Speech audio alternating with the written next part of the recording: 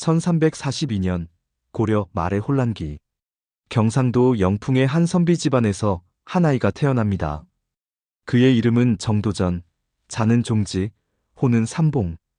이 소녀는 후에 고려를 무너뜨리고 조선을 설계한 혁명의 기둥이 됩니다. 당시는 고려 왕실의 권위가 땅에 떨어졌고 원나라의 간섭으로 나라는 피폐해져 있었습니다. 불교는 타락했고 관리는 부패했으며 백성의 삶은 절망 그 자체였습니다.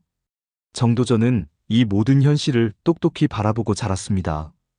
그는 어릴 적부터 총명하고 정의감이 강했으며 고려의 부패한 현실을 깊이 고민했습니다.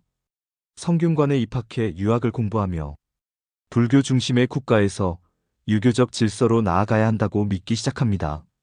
세상의 근본은 도이고 그 도는 백성에 있다. 정도전은 그렇게 스스로에게 말했습니다. 당시 성리학은 단순한 학문이 아니었습니다. 그것은 부패한 불교를 대신할 새로운 시대의 철학이었습니다. 정도전은 성리학의 핵심 가치인 군신유의, 부자유친, 민본주의를 깊이 받아들입니다. 이 사상은 그에게 새로운 나라를 설계할 도구가 되어 주었습니다. 하지만 세상은 쉽게 바뀌지 않았습니다. 그는 여러 차례 관직에 나아갔지만 기득권 세력과 맞서다 귀양을 가거나 파직되기 일쑤였습니다. 그러나 그 시기 동안 그는 불시자변을 지필하며 타락한 불교를 신랄하게 비판했고 조선경국전, 경제문감, 삼봉집 등을 구상하기 시작합니다. 이 모든 책은 후에 조선의 정치경제사회 제도의 근간이 됩니다. 1383년 정도전은 운명을 바꾸는 사람을 만납니다. 바로 동북면의 유력 장군 이성계입니다. 이성계는 강한 군사력을 가졌고 정도전은 명확한 철학과 계획을 가졌습니다.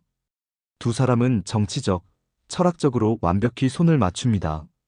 1388년 이성계는 요동정벌 명령을 받고 위화도에서 회군합니다. 정도전은 그 계획의 중심에 있었고 결국 고려는 무너지고 새로운 권력이 등장합니다. 하지만 주도권을 잡은 이들은 고려의 충신들을 여전히 중시했습니다. 정도전은 고려 왕조의 후계자인 공양왕을 형식상 옹립했지만 실질적으로 새로운 나라, 즉 조선을 준비하고 있었습니다. 1392년 드디어 조선이 개국합니다. 왕은 이성계 하지만 실질적 국정은 정도전이 맡습니다.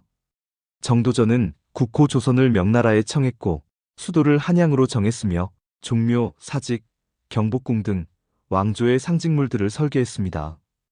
가장 핵심적인 업적은 조선경국전과 경제문감의 편찬입니다. 이 책들은 조선이 어떤 방향으로 나아갈지를 구체적으로 제시한 문서였습니다. 중앙집권 체제 확립, 신권 중심의 정치, 과거제 강화, 지방제도 정비, 토지제도 개혁, 이 모든 것이 그의 손에서 만들어졌습니다.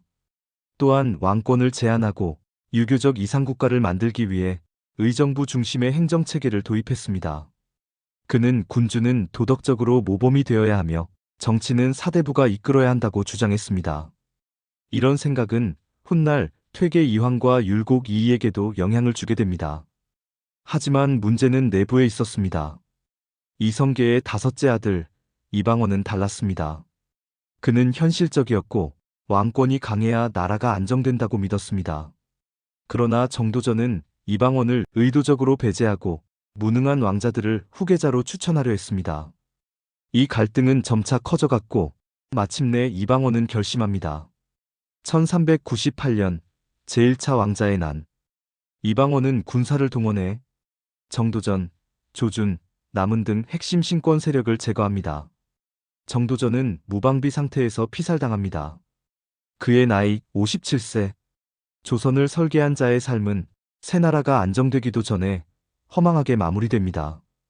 비록 권력의 싸움에서 졌지만 정도전이 세운 틀은 조선의 500년을 지탱하는 뼈대가 되었습니다. 그가 남긴 저작들은 지금도 고전으로 읽히며 민본주의, 신권 중심 체제, 유교 정치 철학의 원형이 되었습니다. 훗날 태종이 된 이방원조차 정도전의 정치적 유산을 대부분 유지했습니다.